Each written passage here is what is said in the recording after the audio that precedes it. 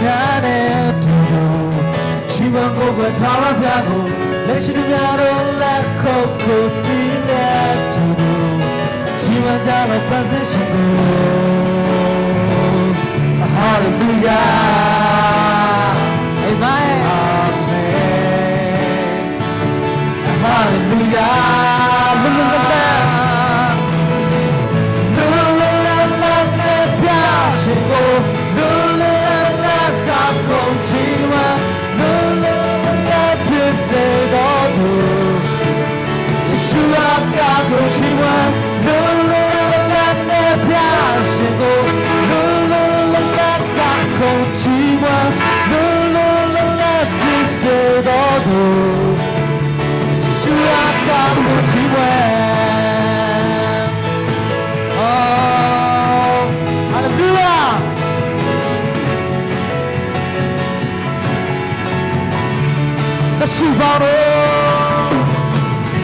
She bought it, come get the man to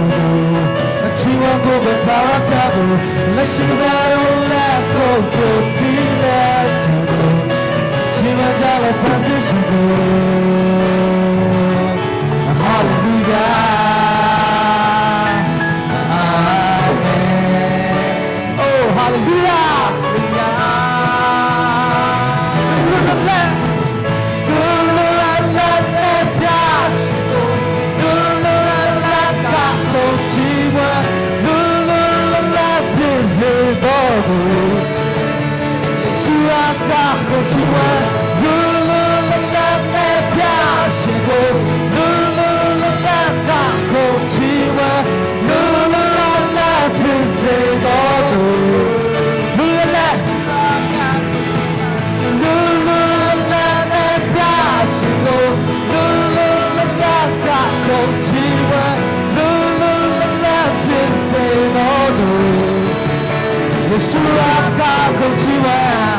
Come on, let's sign up just around, cheer up, man. Come on.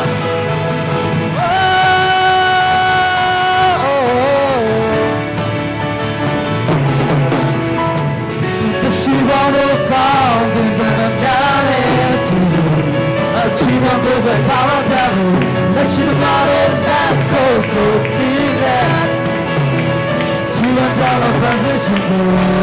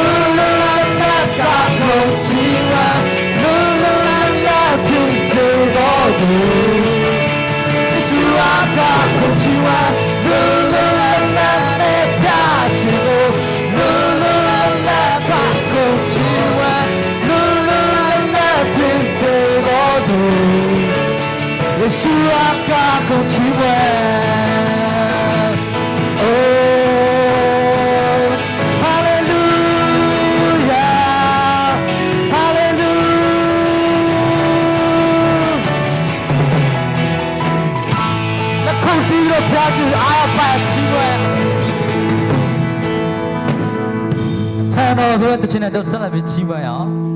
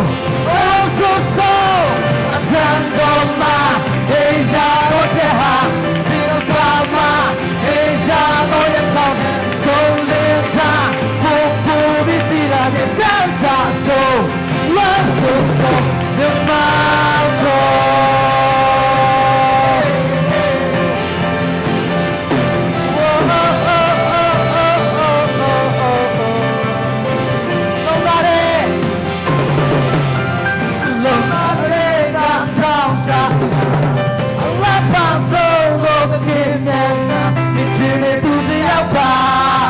လောကကြီးလောကကြီးရဲ့ပေါင်းဆုံးရာခင်ရဲ့ချစ်နဲ့နိုင်ခြင်းဒီနိုင်တာဖို့သိတာဆုံးစားမယ်ဆုံးစားမယ်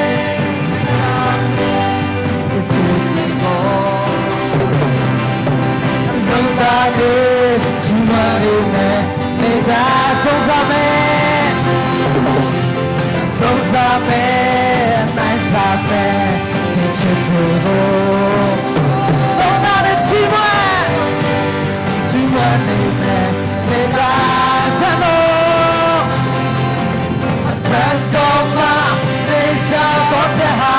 ဒီဘာမှနေရှာတော့ရတော့ဆုံးမင်းသားကိုပြီးလာတဲ့သာဆိုလက်ဆိုအထံတော်မှာနေရှာတော့တဲ့အပြစ်ကပါမနေရှာတော့ရတော့တဲ့ဆုံးမင်းသားကိုပြီးလာတဲ့သာဆိုလက်ဆိုမြမ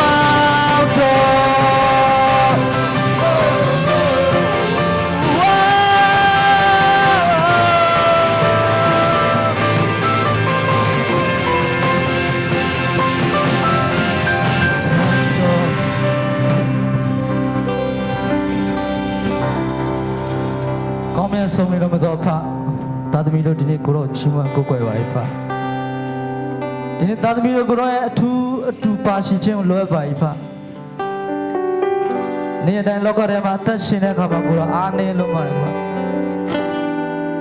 လောကထဲမှာအသက်ရှင်တဲ့အခါမှာကိုတော့မရှိလို့မဖြစ်ဘူးကိုတော့ရှင်ရဲ့သူရှိခြင်းကိုထူးလိုအပ်ပါဖဘဝတစ်ခုလုံးကိုပုံအပ်လျက်ကိုရောမြတ်မောက်တော်တဲ့နဲ့ကျွန်တော်တို့သက်တာတွေစက္ကအန်တယ်ပါဖ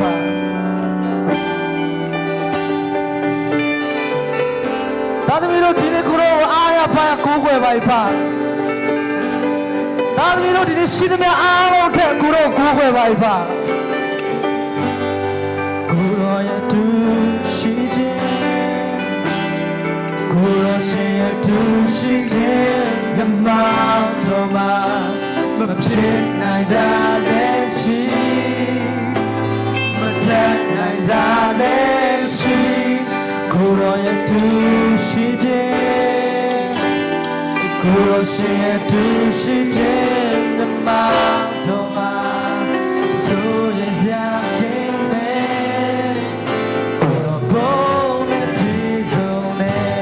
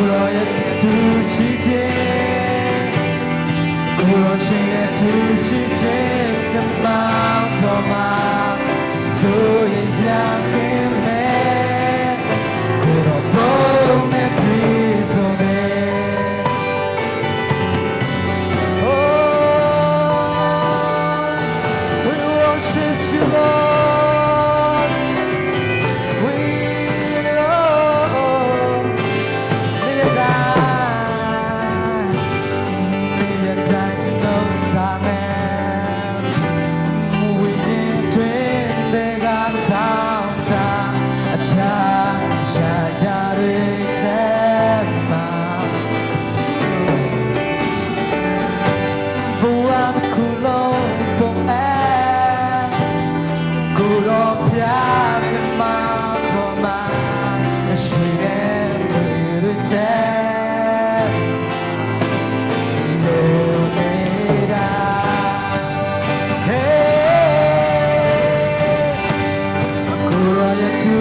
ရှိခြင်းကိုယ်တော်ရှင်ရဲ့အတူရှိခြင်းမြတ်မောင်တော်မှာမဖြစ်နိုင်တာလည်းရှိတဲ့တာလည်းရှိကိုယ်တော်ရဲ့အတူရှိခြင်းကိုယ်တော်ရှင်ရဲ့အတူရှိခြင်းမြတ်မောင်တော်မှာမဆိုးရင်စရာခင်ပဲကိုယ်တော်ဘုန်းနဲ့ပြည့်စုံတယ်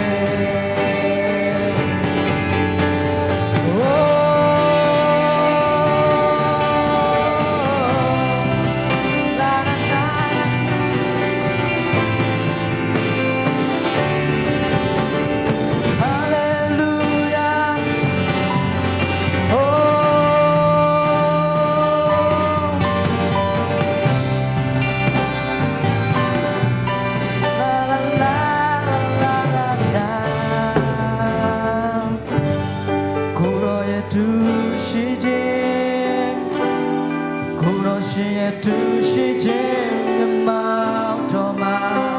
အဖြစ်နိုင်တာလည်းရှိမတန်နိုင်တာလည်းရှိကိုယ်တော်ရဲ့တူရှိခြင်းကိုယ်တော်ရှိရဲ့တူရှိခြင်းမြတ်မောင်တော်မှာဆိုရင်စရာခင်မဲ့ကိုယ်တော်ဘုန်းနဲ့ပြည့်စုံတယ်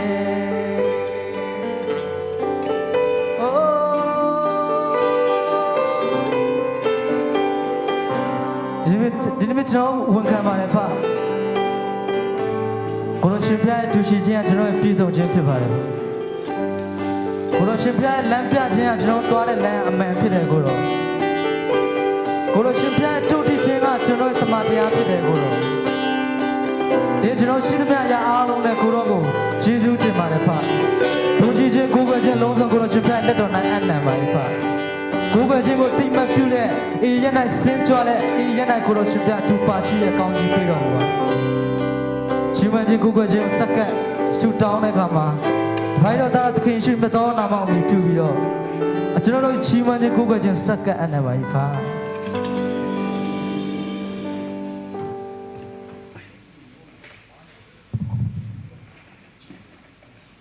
ကျွန်တော်ခါတိုင်းလဲကျွန်တော်တလတစ်ခါပါနော်ပွဲတော်နေ့ဆိုရင်ကျွန်တော်အသင်းတော်ထဲမှာရှိတဲ့ဆရာကြီးတွေကိုပဲကျွန်တော်ဖိတ်ခေါ်ပါတော့နော်ဒီနေ့လဲကျွန်တော်ရဲ့ church pastor ကြာပေါ့ကိုကျွန်တော်ဖိတ်ခေါ်ပါတယ်အားလုံးလက်ခုပ်တီးပြီးတော့ကျွန်တော်ကြိုဆိုရအောင်အားလုံးမင်္ဂလာပါ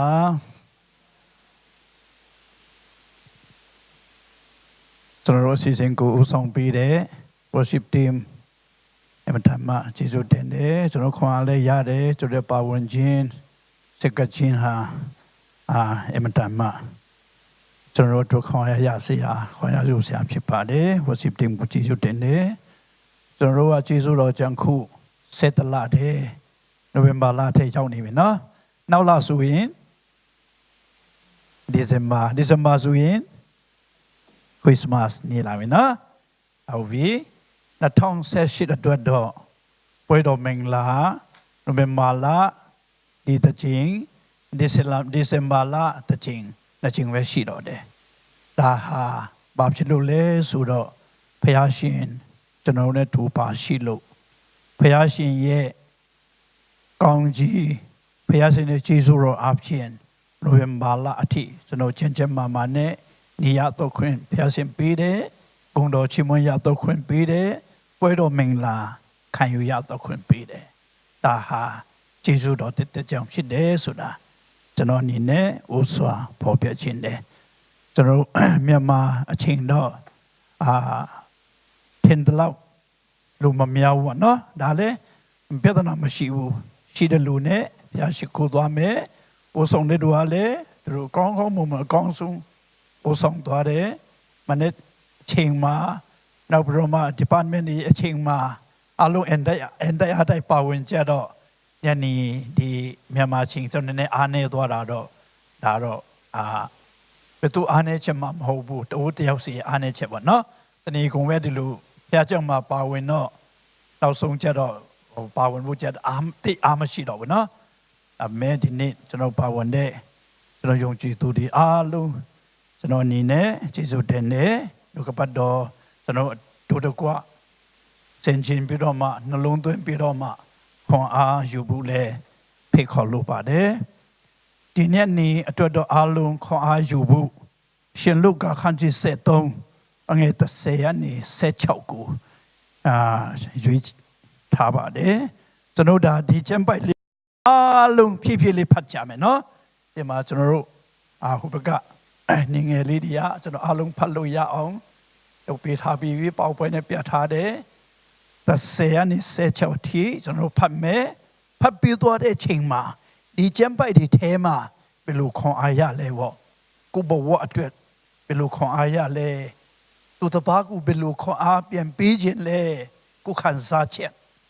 ကိုခွန်အားရတာသူတပါးကိုခွန်အားပြန်ပေးခြင်းတဲ့အရာတွေရှိရင်ကျွန်တော်အချိန်ပေးမယ်ဒါတော့တည်တည်ခံခြင်းလဲပါမယ်ပေါ့နော်ဒီထဲမှာကျွန်တော်ခွန်အားယူတော့ဖို့ဖြစ်တယ်ကဲအားလုံးအတူတကွဖတ်ကြရအောင်တနေ့တော့အပေါ်နေ၌ယေရှုသည်ဘုရားဆရာတွေသုံးမဩဝါဒပေးတော်မူသောအခါ38နှစ်ပတ်လုံးနတ်ဆွေ၍ယောဂနေစစ်ခြင်းကိုခံရသောမိန်းမတယောက်ရှိသူမိန်းမသည်ကြောကုန်၍ကိုအလင်းမဆက်နိုင်ယေရှုသည်သူမိန်းမကိုမျက်တော်မူလေအထံတော်သို့ခေါ်၍အချင်းမိန်းမတင်သည်အနာယောဂနှင့်တို့သည်ဟုမိန့်တော်မူလေသူအပေါ်မှာလက်တော်ကိုတင်တော်မူသဖြင့်သူသည်ချက်ချင်းတဲမချင်းတို့ရောက်၍ဘုရားသခင်နှင့်ဂုဏ်တော်ကိုချီးမွမ်း၏သူတို့အပေါ်၌ယေရှုသည်အနာယောဂကိုငြိမ်းစေတော်မူသောကြောင့်တရားစရမှုသည်အမျက်ထွက်၍အလုလုရသောနေ့ရက်6ရက်ရှိ၏ထိုနေ့ရက်တွင်လာ၍အနာယောဂငြိမ်းစေခြင်းကျေးဇူးကိုခံကြလော့အပေါ်နေ၌မလာမခံကြနဲ့ဟုပရိသတ်တို့အားဆို၏ဘုရားသခင်ကလည်းလှူတော်သူတန်တို့ရှိသမျှသည်အပေါ်နေ၌နွားကိုတင်းကိုမှလှူ၍ဒီတိုက်ချင်းငါဆောင်သွားတတ်သည်မဟုတ်တော့38နှစ်လုံးသောစာဒန်ချီနောင်သောအာဗြဟမိသမီးဖြစ်သောဤမင်းမကိုဤချီနောင်ခြင်းမှအပေါ်နေ၌မလို့ရတလောဟုမိန့်တော်မူ၏ဟုတ်ပြီဖတ်တော်ပြီနော်အားလုံးအရင်ဖတ်ဘူးလေလို့ရှိတာအကျမ်းပိုက်လေးအကျမ်းပိုက်ခွန်အားယူဘူးလေလို့ရှိတာကျွန်လုကာခန်းကြီး73အငယ်30နဲ့16ဒီကျမ်းပိုက်အပြင်ခွန်အားယူဘူးလေလို့ဒီစတာရီလို့ဘူးလေလို့ရှိလားဖတ်ဘူးကြလားအကျမ်းပိုက်ကိုဖတ်ဘူးလားတို့တပည့်အမျိုးသမီးဒီဖတ်ဘူးလားဖတ်ဘူးပါတယ်နော်ကဲ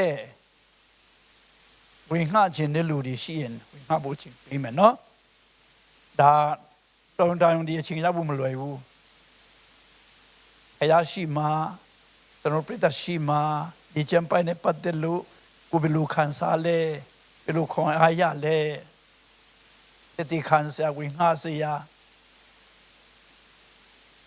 ပြောကြပါ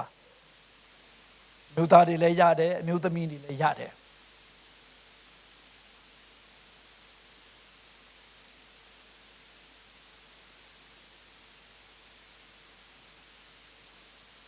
လောက်ကြပါညမြပြောစရာလည်းမလိုဘူးလေအဲ့ထဲမှာဖတ်သွားတဲ့ဟာထဲမှာဘယ်ဟာခွန်အားရလဲကိုဘဝနဲ့ပဲနိုင်ကြည့်လို့လည်းရတယ်သူများကိုခွန်အားပေးလို့လည်းရတယ်ဒီအချက်ပေါ်နဲ့တည်ခံသွားလို့လည်းရတယ်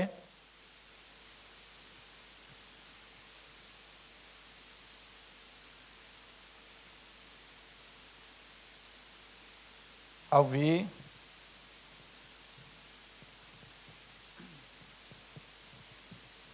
ဒီကျမ်းစာဒီကျမ်းပိုက်ကိုကျွန်တော်ဖတ်တဲ့အခါမှာ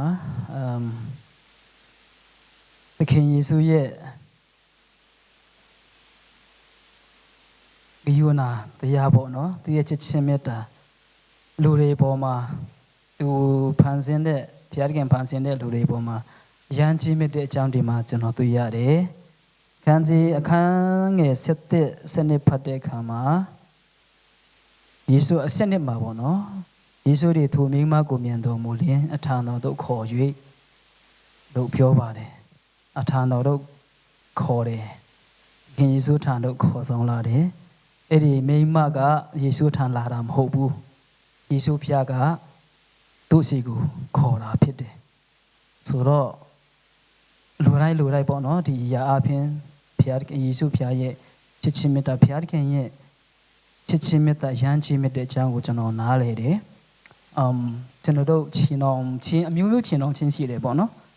ကိုယ့်ရဲ့ချီနှောင်ချင်းအမျိုးမျိုးရှိတယ်တချို့ကဒီမိန်းမကြတော့နတ်ဆူဆွဲပြီးမှကြောကုန်းတဲ့အနာနဲ့ဒီယောဂနဲ့ချီနှောင်ချင်းခံရတော့သူဖြစ်တယ်ဒါမဲ့ကျွန်တော်တို့အားလုံးလည်းချီနှောင်ချင်းခံတဲ့လူလည်းရှိအကောင်းရှိလိမ့်မယ်အမျိုးအစားတော့သူမှမဟုတ်ဘူးအခုအခက်ခဲတခုအားဖြင့်ချီနှောင်ချင်းမလွတ်လပ်ချင်းချီနှောင်ချင်းလို့ပြောတဲ့အခါမှာလွတ်လပ်ချင်းမရှိဘူးပေါ့နော်လွတ်လပ်ချင်းမရှိဘူးမလွတ်မြောက်ချင်းမရှိတဲ့သူဟာချီနှောင်ချင်းခံရတဲ့လူပေါ့နော်ကျွန်တော်တို့ဒီလိုက်ချင်းမယ်ဆိုရင်အဲ့လိုမျိုးကျွန်တော်တို့အတိတ်ပဲရတယ်ဆိုတော့ချီနှောင်ချင်းတခုကိုဘယ်လိုပြောမလဲစိတ်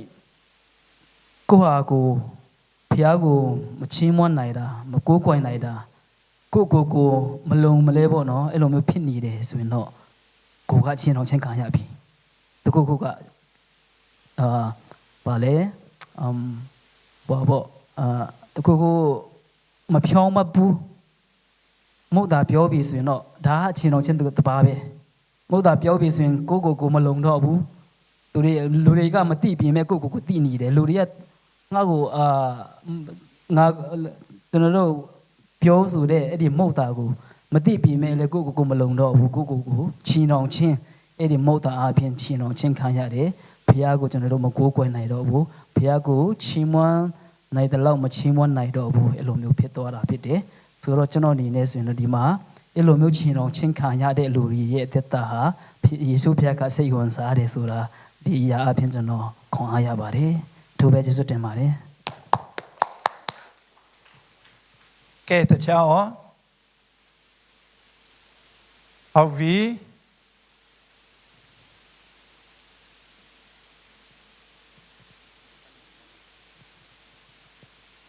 ဟာလေလုယာ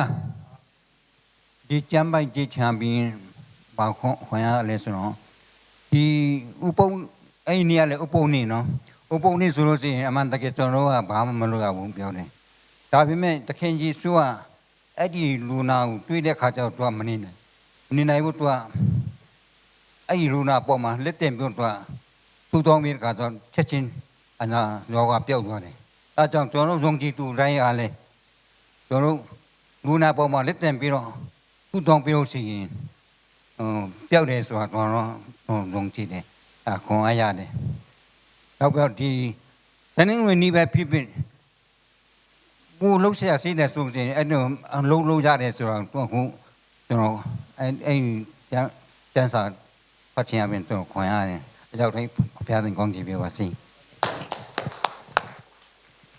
ကဲတခြားရောဟုတ်ပြီဒေါက်တာပပက်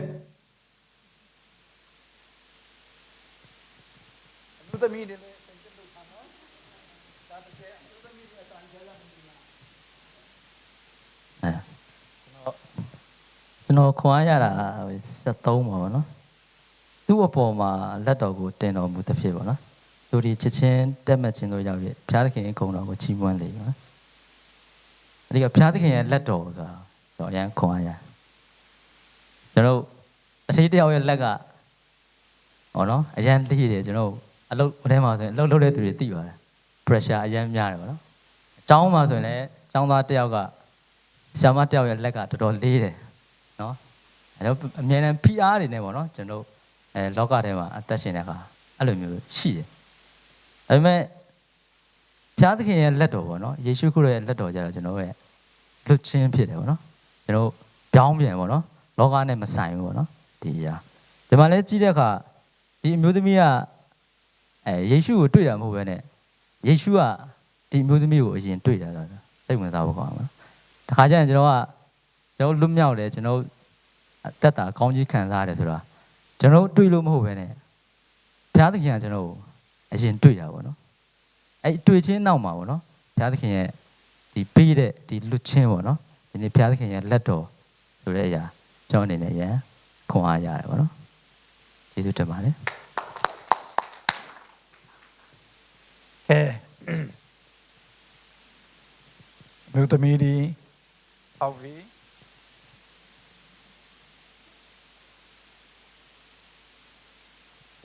မာရော12နေရာလေးကိုတစ်ချက်လောက်12ဟုတ်ကဲ့ယေရှုသည်ထိုမိမကိုမြင်တော်မူလင်အဲ့ဒီအချိန်မှာ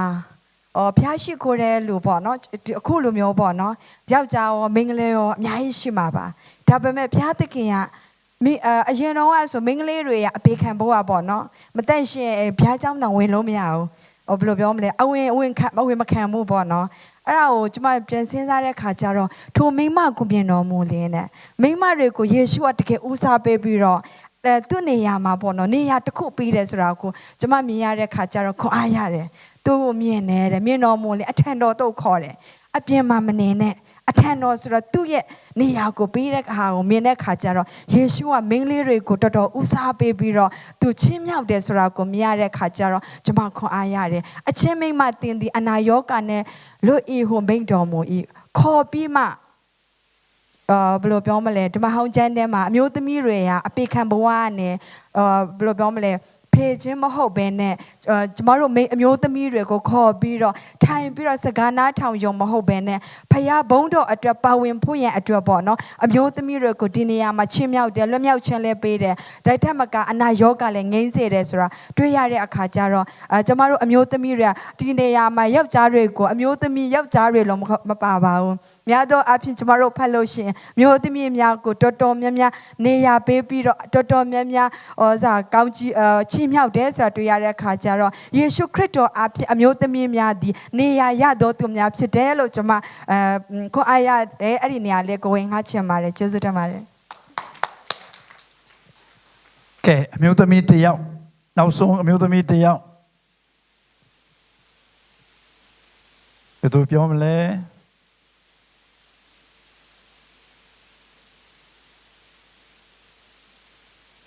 အမျိုးသမီးတစ်ယောက်ဘယ်သူထားမလဲဟုတ်ပြီ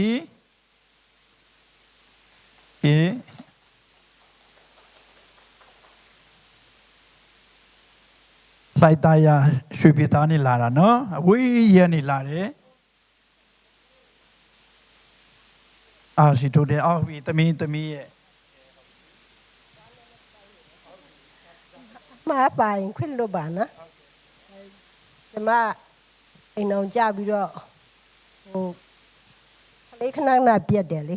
ခဏခဏပြက်ပြီးတော့နောက်တစ်ခါစပီသီးတရေဆိုပြီးတော့ဖြစ်ပြီးတော့တစ်နှစ်လောက်ကိုစီးစီးရတယ်လေအဲ့ဒါနဲ့ကျမလည်းခဏခဏကျမကြီးမကောင်းတော့ဖះဟိုနေ့ဆေးရုံမှာကျန်းစာကိုယူပြီးတော့ဖတ်တယ်ပေါ့နော်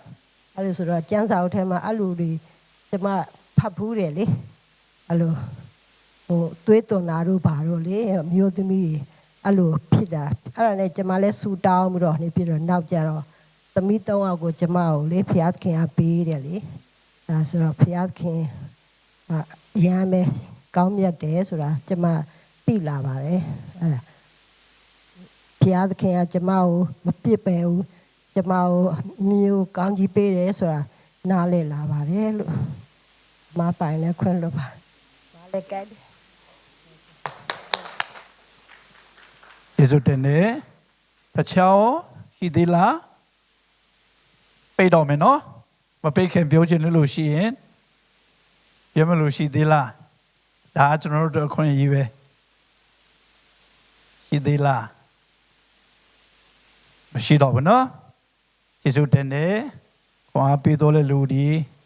ပါဝင်တော်တဲ့လူဒီရောက်စီတိုင်းယေရှုတင်နေဖျားဆင်ဆက်လက်ကောင်းချီးပေးပါစီ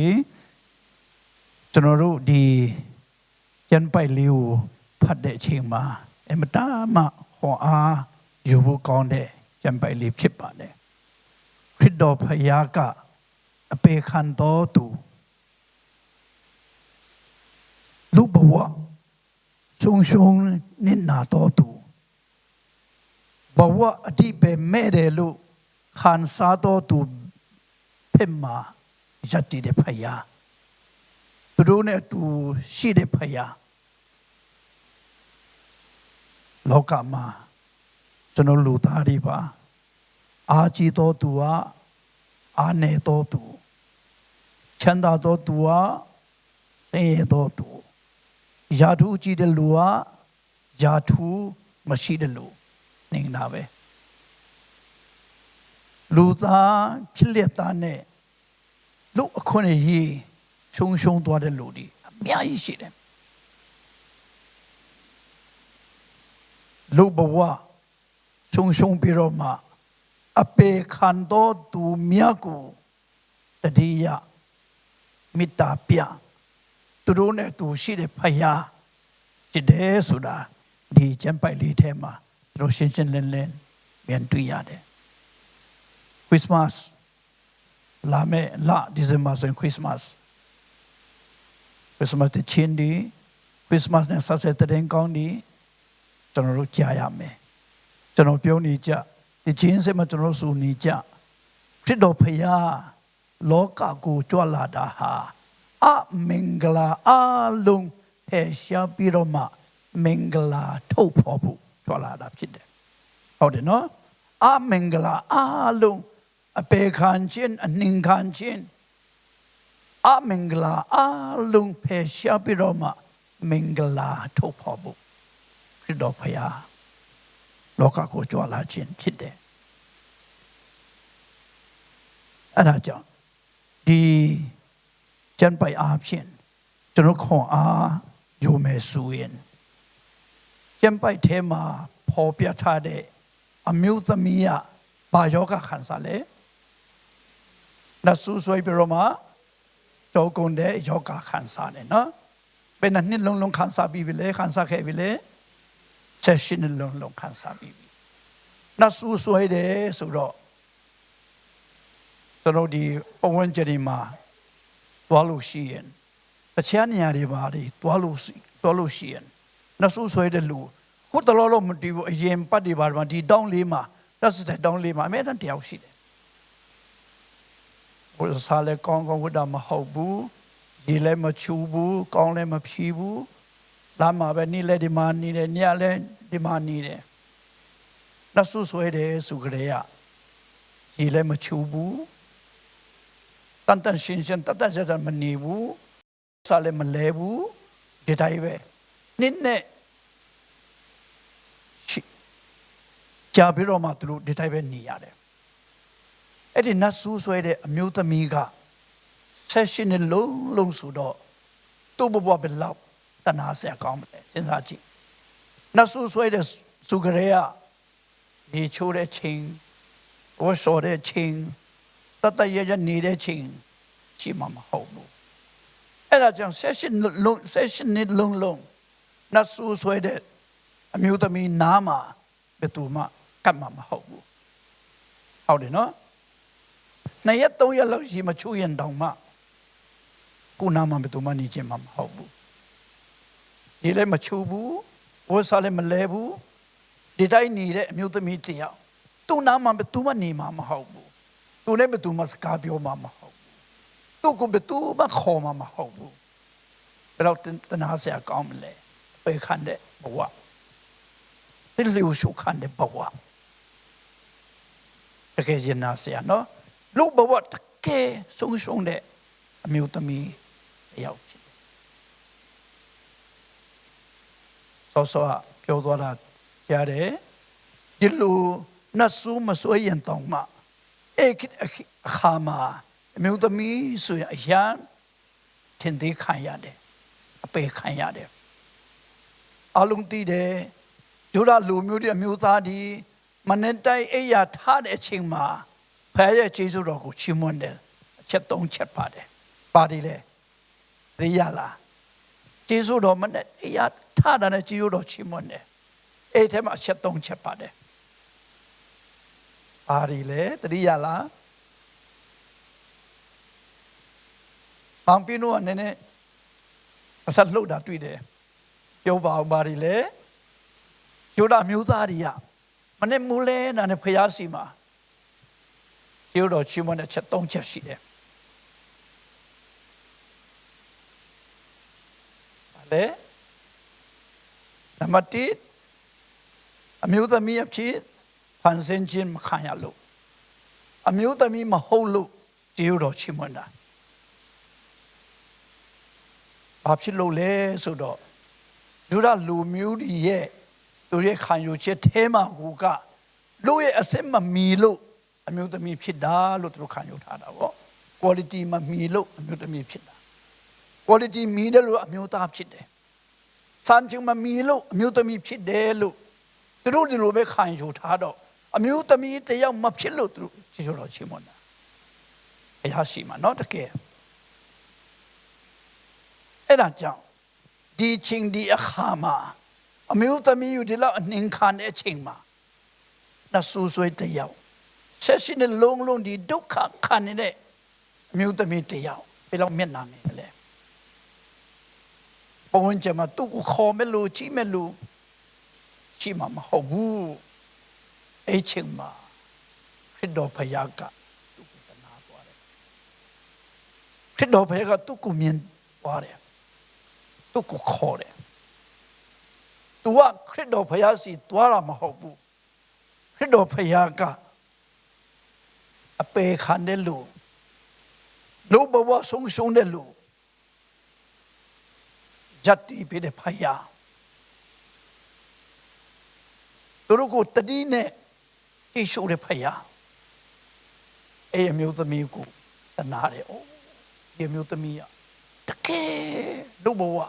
ရတဲ့ခွင့်ကြီး तू မရပါလားဆိုတာသိတယ်။ तू သိလို့အမျိုးသမီးကို तू ခေါ်လိုက်ခြင်းဖြစ်တယ်။အဲ့ဒါကြောင့်ဒီအမျိုးသမီးကိုခေါ်မဲ့လူစကားပြောမဲ့လူသူနဲ့အတူနေမဲ့လူမရှိတော့တဲ့အချိန်မှာဖြစ်တော်ဖယားကသူ့ကိုခေါ်ပြီးတော့မှရှင်းအောင်ရှင်းနေတို့မျိုးချင်းပေးတာဖြစ်တယ်သူ့ကိုဒုက္ခပေးတဲ့နတ်ဆိုးတွေဝိညာဉ်ဆိုးတွေသူဖယ်ရှားပေးတာဖြစ်တယ်ဂျောမဩရာစာခန်းကြီးကအငယ်ရှစ်ထဲမှာပြရှိတဲ့အချိန်၌ပင်လျင်ကျွန်တော်တို့ကိုချစ်တော်ဖယားဖြစ်တယ်။နောက်ဆိုးဆွဲတဲ့လူဆိုတော့သူမှလည်းသူအနေချက်တော့ရှိမယ်။ပြရှိတဲ့လူသားဒီအပေခံတဲ့လူအပေခံတဲ့မင်းမဒါပေမဲ့ဒီလိုအချိန်မှပင်လျင်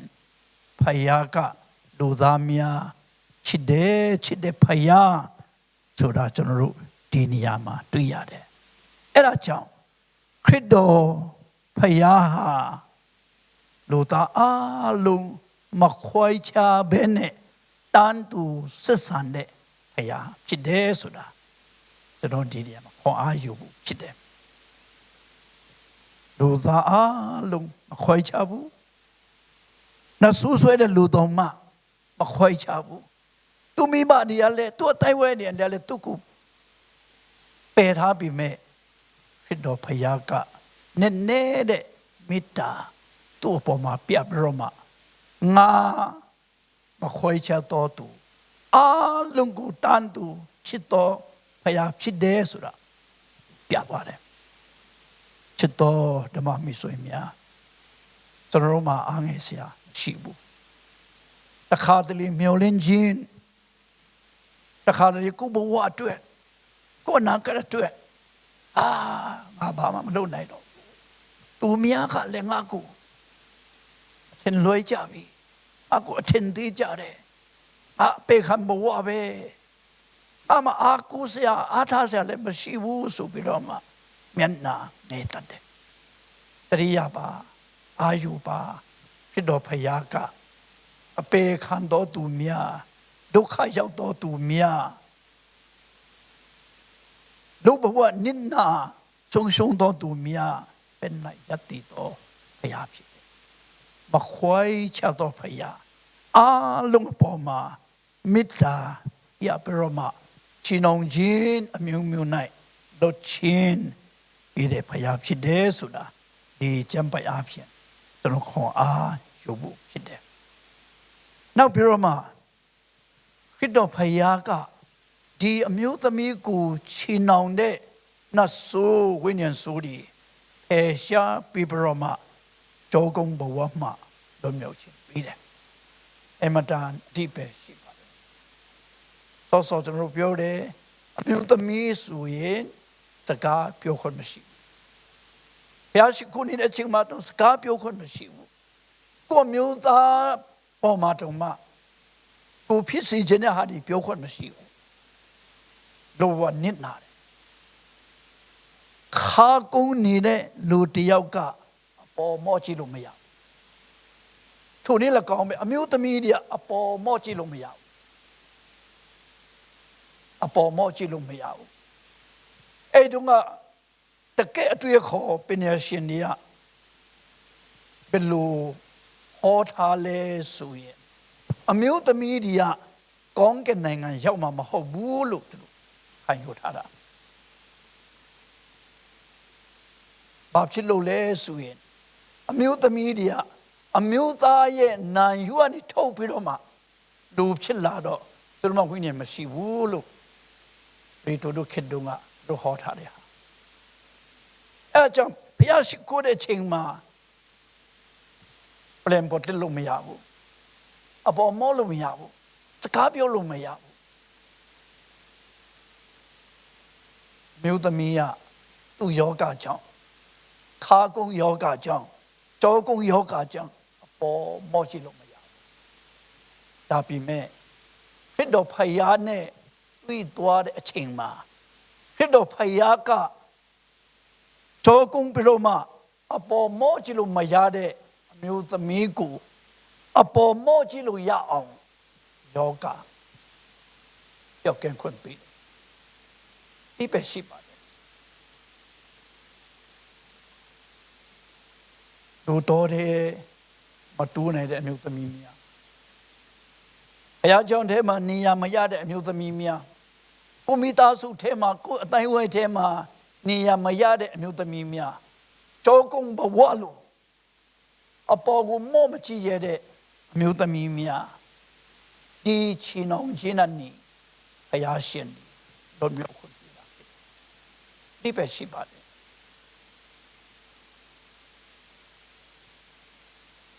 အမျိုးသမီးများဒီတို့တစ်ချက်အားငယ်တတ်ကြတယ်အားငယ်တတ်ကြတယ်ဒီခေတ်ဒီခါတော့ဒီအမျိုးသမီးကဘယ်လောက်ထိသူအားငယ်မလဲစဉ်းစားကြည့်တကယ်အားငယ်မှာပဲဒါပေမဲ့ခရစ်တော်ဖယားနဲ့တွေ့တဲ့အချိန်မှာဟာတော်စံပရမအပေါ်မော့ကြည့်နိုင်တယ်လူစင်မီတဲ့လူတယောက်ဖြစ်သွားပါတယ်ဒီနေ့အမျိုးသမီးများတစ်ချိန်တစ်ခါတော့အပေခံခဲ့တဲ့အမျိုးသမီးများဖြစ်ခဲ့တော့လေကြောကုန်းပြီးတော့မှအပေါ်မမော့ရတဲ့အမျိုးသမီးများဖြစ်ခဲ့တော့လေဒီနေ့ဒီအချိန်မှာခရစ်တော်အားဖြင့်မမရပ်ပြီးတော့မှအပေါ်မော့ပြီးတော့မှအာရပါရဘုရားချီးမွမ်းလို့ရတယ်အမျိုးသမီးများနိုင်ငံတော်အတွက်ဘုရားရှင်အတွက်ပါဝင်ခွင့်ရတဲ့အမျိုးသမီးများဖြစ်တယ်ဆိုတာဟောအားပေးလို့ပါထို့တစ်ဖြစ်အမျိုးသမီးများကျွန်တော်တို့အတွက်တော်ဖယားအမတန်ကောင်းမြတ်ပါတယ်ခရစ်တော်ဖယားတာမရှိဘူးဆိုရင်အမျိုးသားနဲ့အမျိုးသမီးခွဲခြားမှုဒီလောကကြီးမှာကျွန်တော်ရင်ဆိုင်ရမှာခွဲခြားမှုမရှိတော့ဘူးတန်တူဒါဟာခရစ်တော်ဖယားအားဖြင့်ဖြစ်တယ်ဆိုတာဒုတိယအချက်အနေနဲ့ဟောအားပေးခြင်းတယ်တတိယချက်အနေနဲ့လေဆောဆောကကျွန်တော်ဝင်ခါသွားတာရရတယ်ဒီနတ်ဆူဆွဲတဲ့အမျိုးသမီးကြောကုန်းနေတဲ့အမျိုးသမီးခရစ်တော်ဖယားဒီချမ်းသာခွင့်ပေးတဲ့နေဟာပုံနေဖြစ်ပါတယ်ခရစ်တော်ဖယားသိတယ်ငါဒီနေ့ဒီအချိန်မှာဒီလူနာကိုငါချမ်းသာခွင့်ပေးရင်ဝေဖန်ခြင်းခံရမယ်ပိတ္တဆုချက်ခြင်းခံရမယ် ကဲရဲ့ချင်းခိုင်းမယ်ဆိုသူကောင်းကောင်းသိတယ်ဥပုနိမဘာမှလုပ်မရဘာမှလုပ်မရတဲ့ဥပုနိမစပ္ပနိမသူကလှုပ်ပြီးဆိုရင်သူအပြောခံမယ်ဆိုတာသူသိပါတယ်ဒီဥပုနိမသူဒီအမျိုးသမီးကိုချမ်းသာခွင့်မပေးဘဲနဲ့နောက်တရက်ဆောင်လိုက်ရင်သူဘာမှပြစ်တင်ခံစရာမရှိဘူးသူသိတယ်တရက်လေးပဲ10 နာရီလည်းဖြစ်နေ12 နာရီလည်းဖြစ်နိုင်တယ်ခဏလေးဆောင်လိုက်ရင်သူကိုပြစ်တင်ခြင်းဝေဖန်ခြင်းသူမခံရတော့ဘူးဆိုတော့သူသိတယ်ဒါပေမဲ့သူမဆောင်ဘူးအမျိုးသမီးနဲ့တွေ့လို့ချစ်ချင်မဲ့အမျိုးသမီးကိုခေါ်ပြီးတော့မှချမ်းသာပေးတယ်ဒါလည်းအတိပဲရှိပါတယ်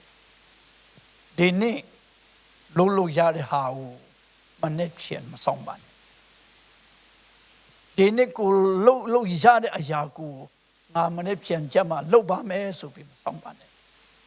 ကျွန်တော်ဓမ္မမှုတော်ဆောင်တယ်အမှုတော်ဆောင်တယ်တခါတည်းနှုံတရတယ်ဥပမာဟိုလိုနာတော့ဒီညနေတော့ဆူတောင်းပေးမယ်ဆိုပြီးတော့မှစဉ်းစားတယ်ဆူတောင်းပေးဖို့လဲတော့ဖို့လဲအစင်တန်ဖြစ်နေတယ်အခါကျဒီညနေမတော့မနေ့ပြန်တက်မှတွားလိုက်မယ်ဆိုပြီးတော့မှမနေ့ပြန်ရွှေ့ဆိုင်လိုက်တယ်ဒီညကျတော့အဲ့လိုနာပြီးတော့အဲ့လိုနာဆုံးပါတော့အဲ့တရင်ကျတော့ငါဘာလို့ဒီနေ့မတွားတာလဲဒီနေ့တွားလို့ရရဲ့တားနဲ့ငါဘာလို့မတွားတာလဲငါဘာလို့မနေ့ပြန်ကိုရွှေ့လိုက်တာလဲဆိုပြီးနှုံတရတဲ့ຢာအများကြီးရှိတယ်ဒုက္ခရောက်တော့သူယာနာတော့သူအကိုနေတခုလွတ်တော့သူဒီနေ့လုံးရရဲ့တားနဲ့မလုံးမိတ်လိုက်လို့မနေ့ပြန်လုံးဖို့အချင်းမရရဟာအများကြီးရှိတယ်နှုံတရတဲ့ဟာအများကြီးရှိတယ်ဒီနေ့ဥပဝန်းကျင်မှာကိုမိသားစုထဲမှာဒီလိုတော့ဒီနေ့ဆူတောင်းပြီးမှဖြစ်ဒီလောက်အခက်ခဲပြန်ဆိုင်ကြုံတွေ့နေရတယ်တုတ်ကူကဲအခုကိုနေမှရမယ်ဆိုပြီးတော့မှဟန်စားလာပြီဆိုမနေ့ဖြစ်မဆောင်ပါနဲ့ဒီနေ့ပဲလုပ်လိုက်မနေ့ဖြစ်လဲလုပ်လို့ရပါတယ်ဒါပေမဲ့မနေ့ဖြစ်ဟာကျွန်တော်လက်ထဲမှာမရှိဘူးကျွန်တော်လက်ထဲမှာမရှိဘူးအဲ့ဒါကြောင့်ဖြစ်တော်ဖရာကအချိန်ဟာတန်ဖိုးရှိတယ်နော်ဆိုတော့ပြလာဖြစ်တယ်သူနောက်နဲ့လုံးလို့ရတယ်ကျမ်းမာခြင်းပြလို့ရတယ်သူအသက်တာကိုလည်းမနဲ့ဖြစ်အထိသူအသက်ရှင်ကိုပေးနေတဲ့ဖရာဖြစ်တယ်ဒါပေမဲ့အခုဟာကိုအခုလုံးလိုက်ချမ်းသာခွင့်ပေးလိုက်တယ်တဏှာကြီးလေးပဲဒုက္ခခံတဲ့လူတယောက်တဏှာကြီးဆိုပြီးတက်တာခွင့်ပေးတာတို့ဘယ်လောက်ဝန်တာစီဟောင်ကြတဲ့လူဘမ7 နာရီမှာထုံကနေထွက်မယ်ဆိုရင်7 နာရီမှာထုံကနေထွက်လဲတော့သူဘယ်လောက်ပြောမလဲဘယ်လောက်ဝန်တာမလဲတရဆောပြီးတော့မှဒီလိုနာကိုကျမချင်းပြီးလိုက်တာဒီလိုနာကိုဘယ်လောက်ဝန်တာမလဲဘယ်လောက်ပြောမလဲခေတော်ဖယားကသူ့အပေါ်မှာပြည့်တဲ့ရှုံးချက်မဲ့ဟာဒီသူသိပါတယ်ဒါပေမဲ့ဒါထက်ပူ၍နဲ့ကြီးမှအရာဟာဒီနတ်ဆိုးဆွဲတဲ့လူရဲ့ကျမချင်းတွေ့ဖြစ်သူနဲ့သူရှိတယ်ဆိုတာမေတ္တာပြခြင်းတာဒါရည်ကြီးတာဖြစ်တယ်ချစ်တော်ဓမ္မမိတ်ဆွေများခေတော်ဖယားကကျွန်တော်ပေါ်မှာလဲလှုပ်ခြင်းတယ်ဒီခက်ခဲတဲ့အရာတွေလဲဒီနေ့ပဲဖြေရှင်းပေးခြင်းတယ်ဒီဒုက္ခရောက်နေတဲ့အရာတွေလဲဒီနေ့ပဲခရစ်တော်ဖယားကအဖြေပေးခြင်းတယ်မနေ့ပြန်မဆောင်ခိုက်ဘူးဒီနေ့ရှိတဲ့ဟာဒီနေ့ကြုံတွေ့ရတဲ့ဟာဒီ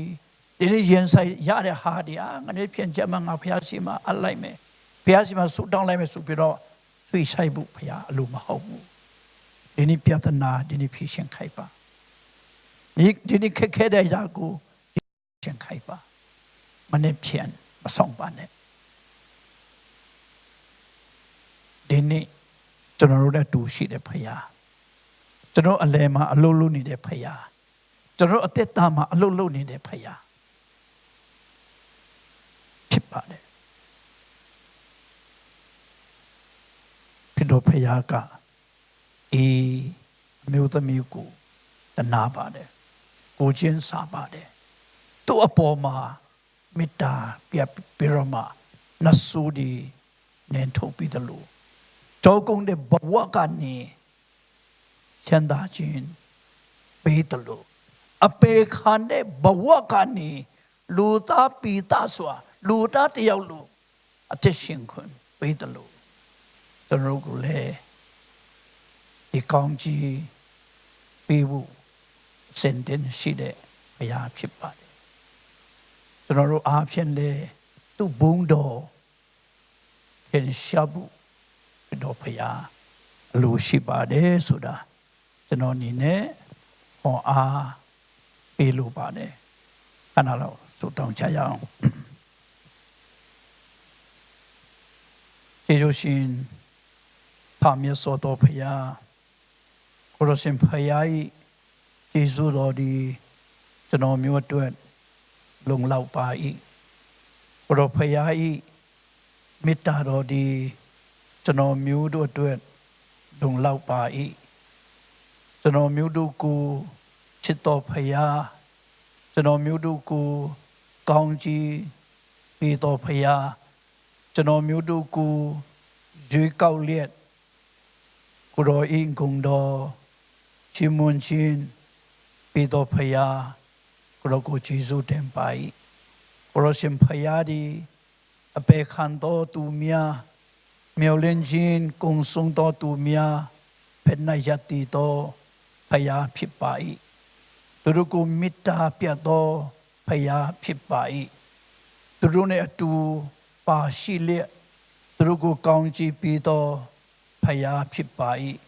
ယေရှုတင်ပါဖရာဖရာဘရိတာသမီးများအတ္တတာကိုကိုရောဖရာတည်ပါ၏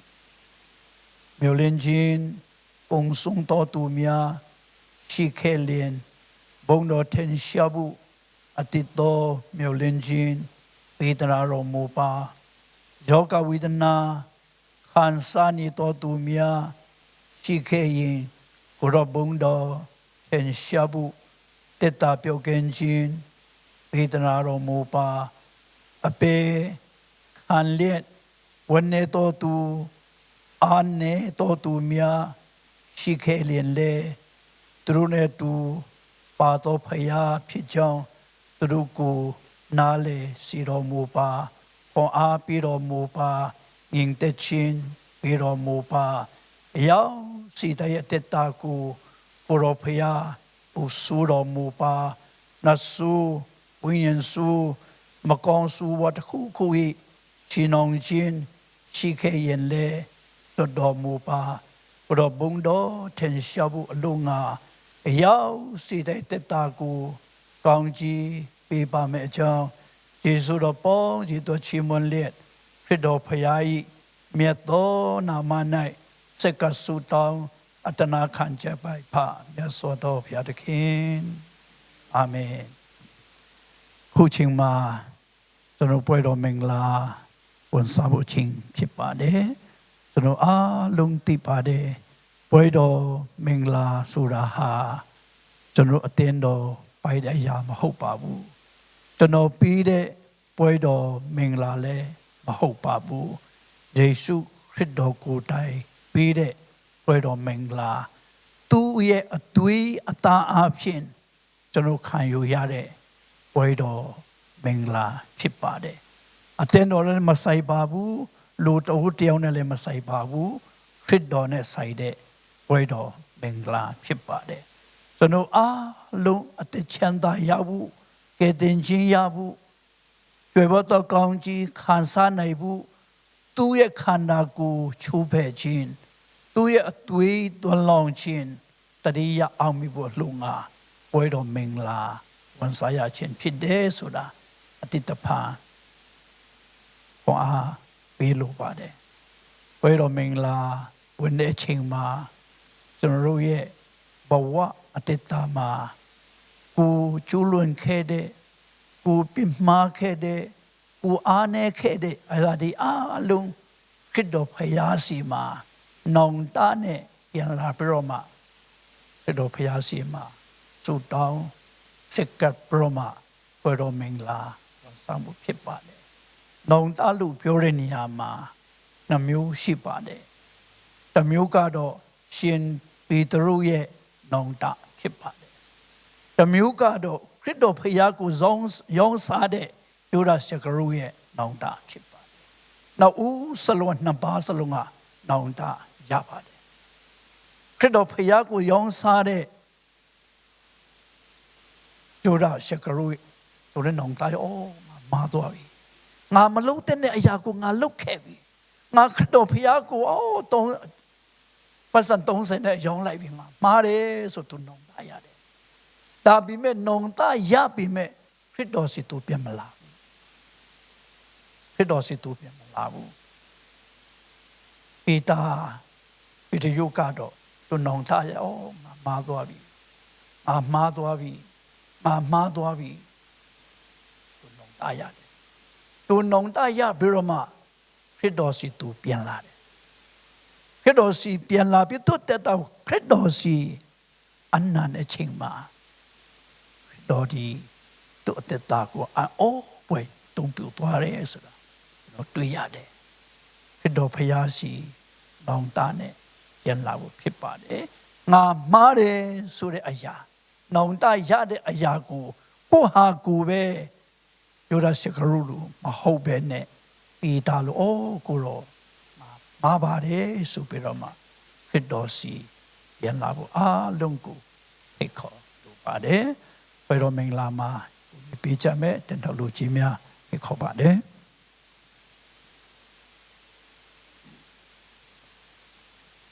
ခရစ်တော်ဖျားသည်ဂျန်သူများလက်ထဲသို့အနှံချင်းခံရတဲ့နေရာမှာမုန်ကိုယူ၍ကျေးဇူးတော်ချီးမွမ်းနေသူကျေးဇူးတော်ချီးမွမ်းကြရအောင်ကျေးဇူးရှင်ဖမြတ်စွာဘုရား2018နိုဝင်ဘာလဇနိထိတယောင်လောက၌အသက်ရှင်ရတော့ခွင့်ကောင်းပေးတဲ့အတွက်ကိုရောကိုကျေးဇူးတင်ပါ၏ဘုရားရှင်ဖယား၏ကျေးဇူးတော်ဂုဏ်တော်ချီးမွမ်းရတော့ခွင့်ကောင်းပေးတဲ့အတွက်ကျေးဇူးတော်ကိုချီးမွမ်းကြပါ၏ဘုရားရှင်ဖယားမင်္ဂမာထားတဲ့အတိုင်းဤပွဲတော်မင်္ဂလာခံယူရတော့ခွင့်ကောင်းအတွက်လည်းကိုရောကိုကျေးဇူးတင်ပါ၏ဘုရားရှင်ဖယားချူဖဲ့ထားသောဤခန္ဓာကိုရောဖယား၏အသားကိုစားဤမုန်းကိုခံယူကြတဲ့ချိန်၌သာတမန်ကောင်းချီးပေးတော်မူပါကျမ်းမာခြင်းဖြစ်စေတော်မူပါငြိမ်သက်ခြင်းဖြစ်စေတော်မူပါခရစ်တော်ဖခင်နာမ၌စက္ကအနန္တပါ၏ပါမြတ်စွာဘုရားအာမင်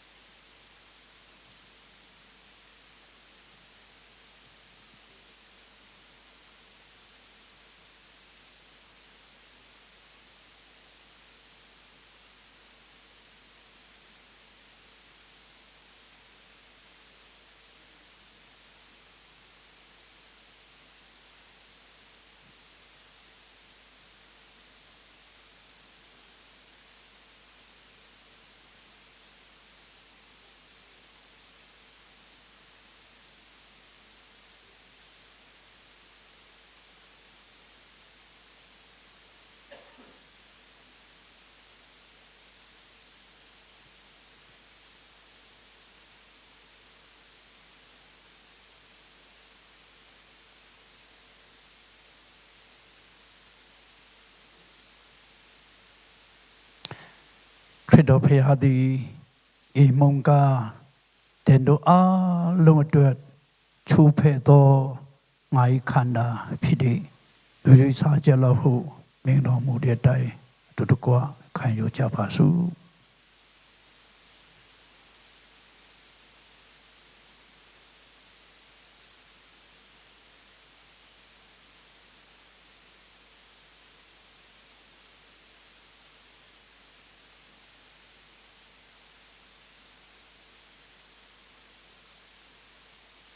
အာမင်ခွတ်ကိုလည်းယူ၍ယေရှုတော်ချီးမွမ်းနေသူယေရှုတော်ချီးမွမ်းကြပါစို့ကိုရရှင်ဖယားကိုရိုအသွေးတော်အားဖြင့်တာသမီများအပြစ်လွတ်ခြင်း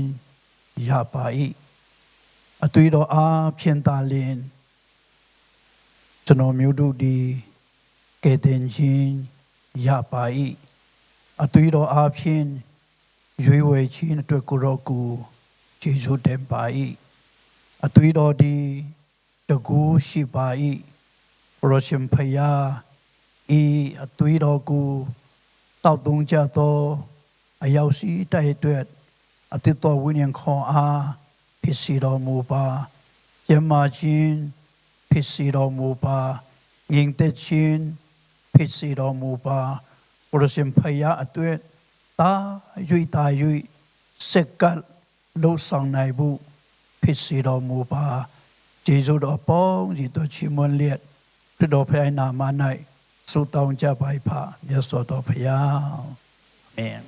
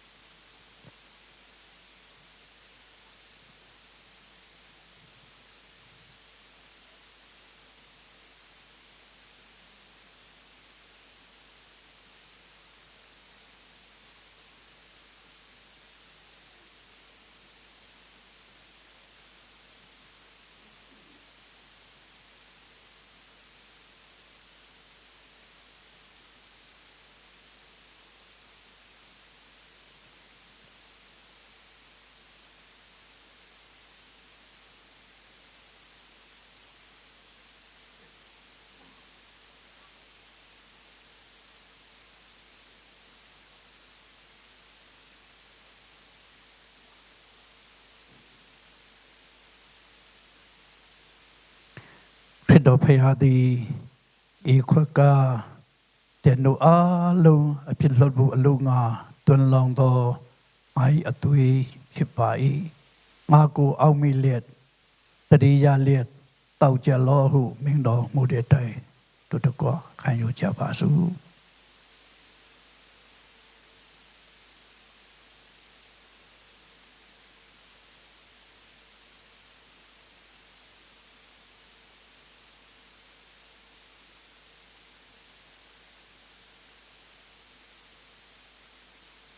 အာမင်ခုချိန်မှာဟန်ဆာယကောင်းကြီးမင်္ဂလာများဒီတွက်လက်သာသနာတော်နိုင်ငံတော်အတွက်ပါဝင်လူသားမြတ်ချင်းဖြစ်ပါတယ်ကျွန်တော်အားလုံးကဘုရားရဲ့ကောင်းကြီးခံစားပါတယ်ပြန်ချက်မာတဲ့နေရတယ်ကောင်းကောင်းမွန်မွန်နဲ့ဘုရားရှိခိုးရတယ်ဒီလိုအချိန်မှာဒုက္ခရောက်တော့သူအများကြီးရှိတယ်ဘုရားရှိခိုးခြင်းပြီးမဲ့ဘုရားမရှိခိုးနိုင်တော့သူတွေအများကြီးရှိပါတယ်ဒုက္ခရောက်တော့သူများဒုက္ခဒေစခါရောက်နေတော့သူများအများကြီးရှိပါတယ်ကိုခံစားရတဲ့ကောင်းခြင်းမင်္ဂလာများဒီလိုချီးမွမ်းလင်းရင်းနဲ့ဒုတော်ငွေအတွက်ပါဝင်ကြဖို့ဖြစ်ပါတယ်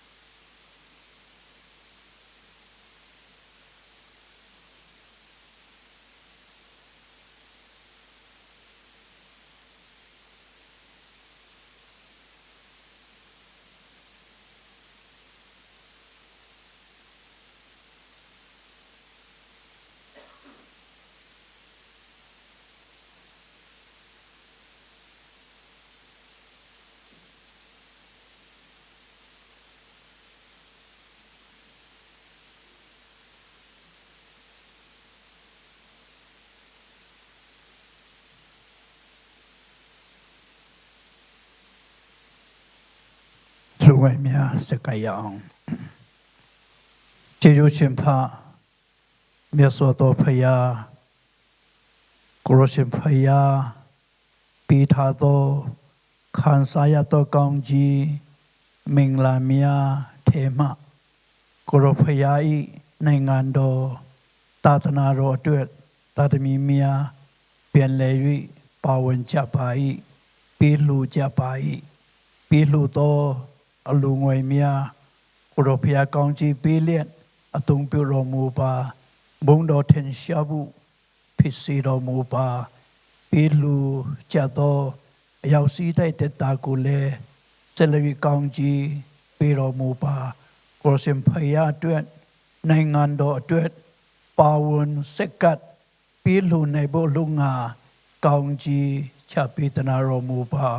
ခရစ်တော်ဖျားမြတ်သောနာမ၌စက္ကပ်ဆုတောင်းကြပါ၏ဖမြတ်စွာတော်ဘုရားသခင်အာမင်ကျွန်တော်ခုချိန်မှာ worship team ရဲ့ဦးဆောင်မှုနဲ့ဆိုတော့ဂုဏ်တော်ချီးမွမ်းမယ်ဂုဏ်တော်ချီးမွမ်းပြီးတဲ့နောက်မှာကောင်းကြီးပေးခြင်းနဲ့အစစ်ချက်ချုပ်သိမ်းမှာဖြစ်ပါတယ်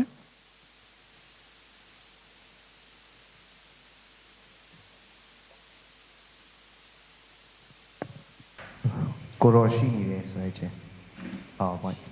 PowerPoint ချန်လေးစဉ်တွဲမှာကျွန်တော်တို့နည်းနည်းလေးကြီးညာချင်တာကလာမယ့်21ရက်နေ့22ရက်နေ့23ရက်နေ့ Authentic Worship Conference